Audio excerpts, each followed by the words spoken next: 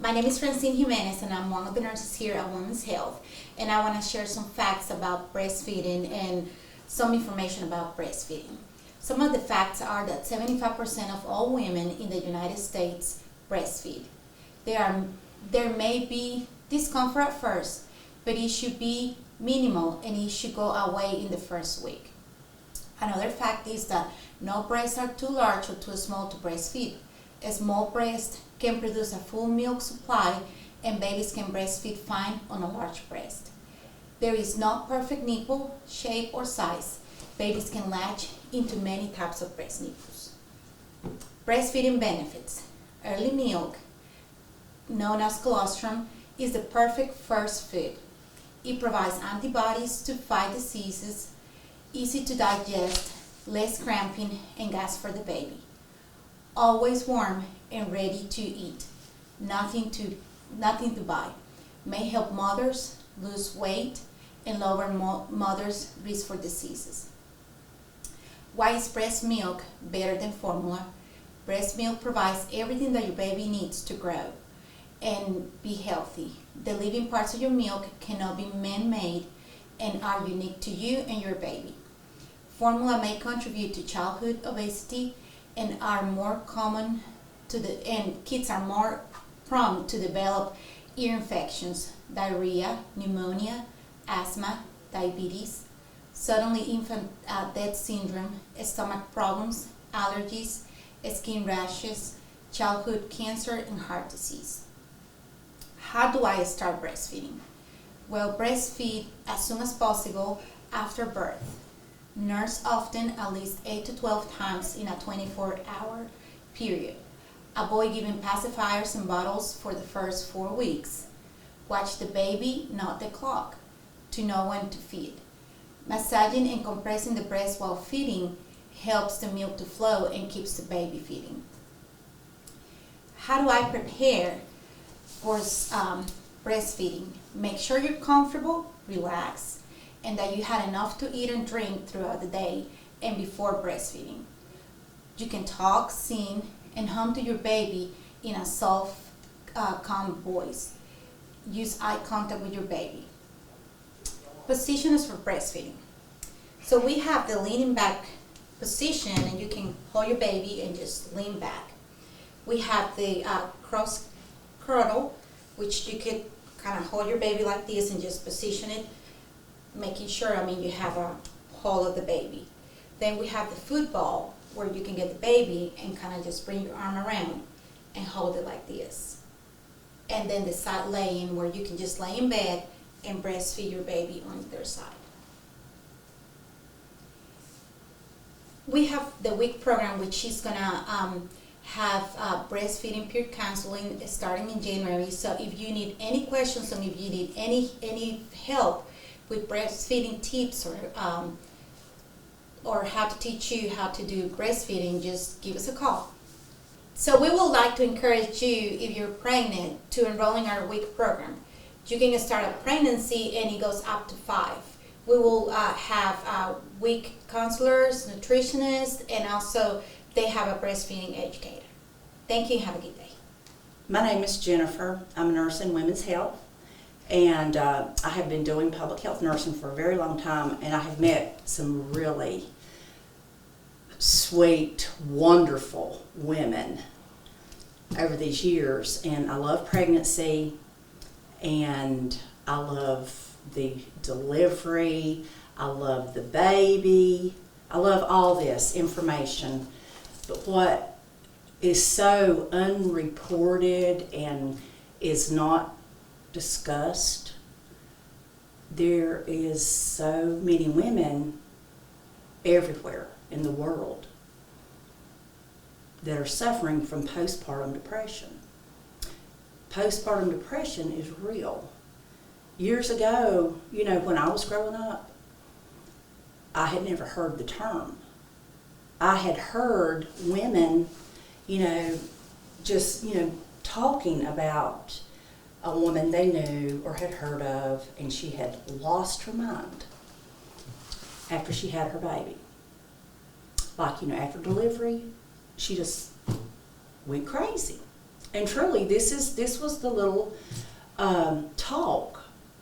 And it was like, you would hear of women having to be admitted to Broughton Hospital for electric shock therapy to their brain. And, nothing was known in those days about mental health, period. And definitely not about postpartum depression. But postpartum depression is something, it can happen to any woman, and it's very, very, very prevalent.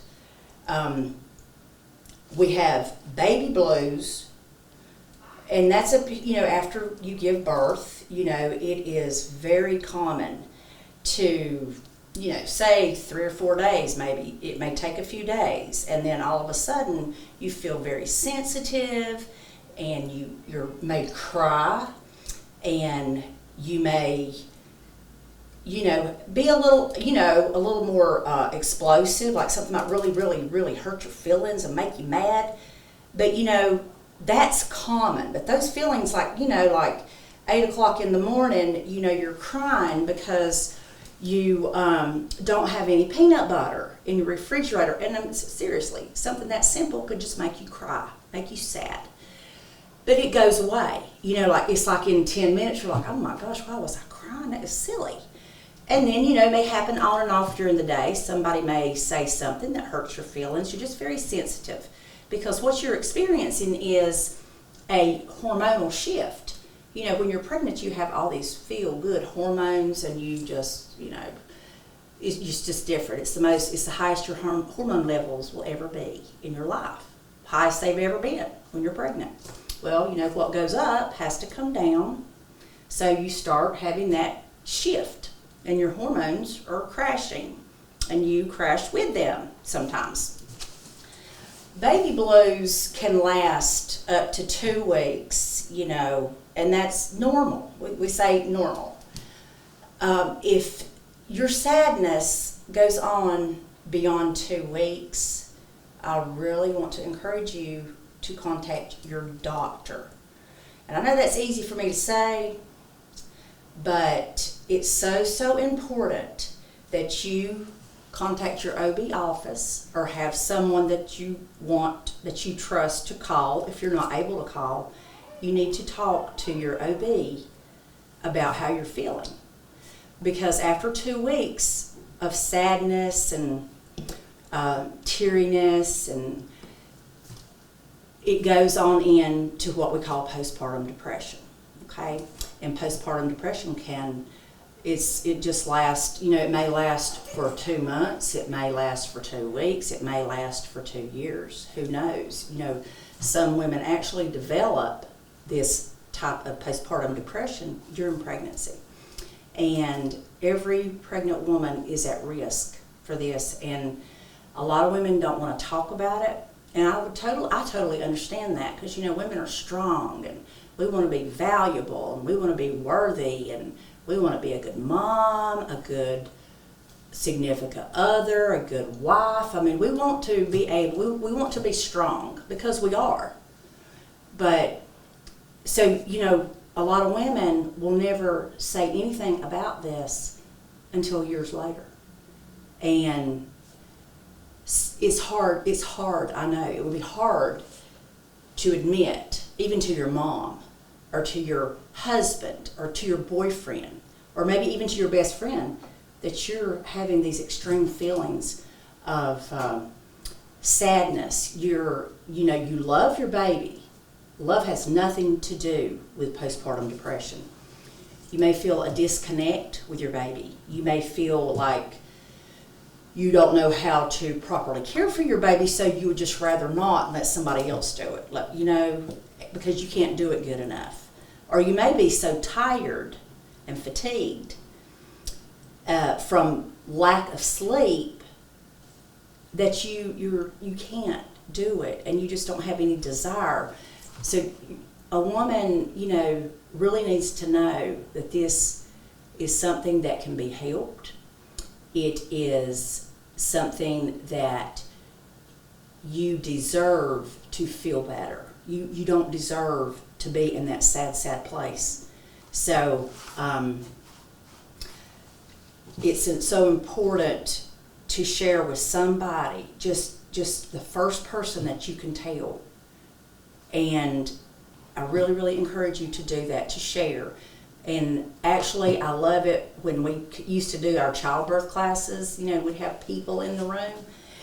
And I really talked about how important it was to have your coach, who is usually, you know, a family member that's going to be with you during your labor and delivery. You know, that would be your significant other, you know, your mom, your friend, whoever you chose, whoever you wanted. That is your go-to person, apparently. So coaches, families, really, you know, we need to be watchful and mindful of women in our lives that we know that just gave birth, because we want to help them. We want to keep them healthy and happy. And if you notice things, you know, if you notice, you know, there's a change in personality, there is a person is isolating, sleeping all the time, just not themselves, like they're pulling away, please talk to them, you know, gently. And, you know, just, it needs to be out in the open, because there is no shame here. A woman that's having postpartum depression does feel ashamed, because she is not in control of this, because she has no control over it. And it's hard to admit that. But, you know, it can also lead to feelings of suicide. It can lead to feelings of wanting to hurt the baby. And this needs to be addressed. People need to be more aware of it. It does not have to last. Encourage moms, your friends, your wives, to just get outside. Just, you know, just to go outside for a walk. Go to the walking park, you know. Mom needs to get outside, but she needs to talk to a professional about this. And, you know, if you're in a different town, you don't know anybody, just call the OB office. But there is help. There is help for this. And we deserve to feel good. We deserve to be happy. We deserve to be happy with this new baby. You know, women are so valuable. You know, you think of yourself after you have gotten pregnant and you have grown this baby in your body and you have delivered this baby, whether vaginal or cesarean, it should be a joyful time, and it should be like a Hallmark movie. And it is for a lot of women, but for many women it is torturous and it's very sad. And so we just need to know that there's nothing wrong here that cannot be fixed. So please, you know, share this information, call for help, reach out for help, because things can get better. Things will be okay. Okay? Okay, it's very important for you to go to your postpartum checkup with your OB after delivery. And 2 weeks is ideal. I know some docs now say 6 weeks, but I have seen over the years that, you know, we have a lot of women that are getting pregnant. They go in for a 6 weeks, or they don't go in for a 6-week postpartum exam, and they're pregnant. And, you know, it's like they don't mean to get pregnant that quickly, but, you know, without any form of birth control, you know, we can get pregnant. It only takes one time. And I know you ladies know about birth control, know a lot about birth control, but when you are in your childbearing years, you know, and you can get pregnant until, say, you're 50. That's not the oldest, but, you know, you think, say, if you're 20 and you just had your first baby, you don't want to think that you could get pregnant for 30 more years.